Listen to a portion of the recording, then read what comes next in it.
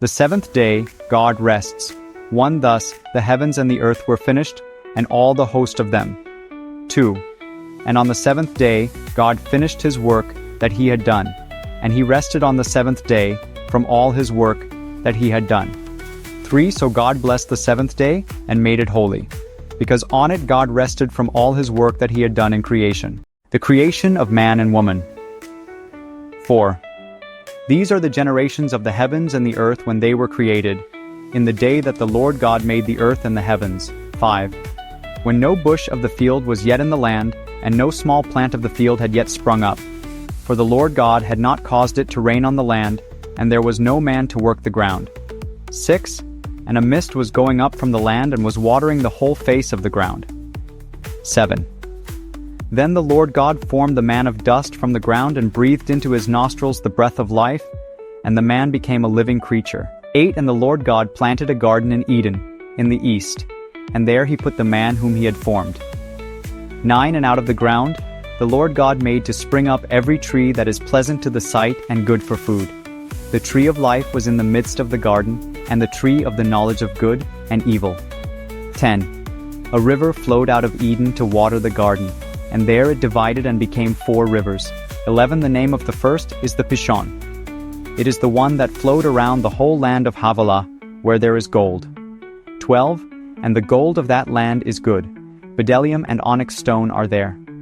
13. The name of the second river is the Gihon. It is the one that flowed around the whole land of Cush. 14. And the name of the third river is the Tigris, which flows east of Assyria. And the fourth river is the Euphrates. 15. The Lord God took the man and put him in the Garden of Eden to work it and keep it. 16. And the Lord God commanded the man, saying, You may surely eat of every tree of the garden. 17. But of the tree of the knowledge of good and evil you shall not eat, for in the day that you eat of it you shall surely die. 18.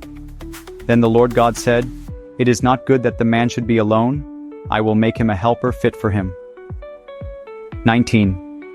Now out of the ground the Lord God had formed every beast of the field and every bird of the heavens, and brought them to the man to see what he would call them.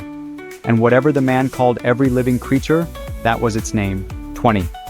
The man gave names to all livestock, and to the birds of the heavens, and to every beast of the field. But for Adam there was not found a helper fit for him.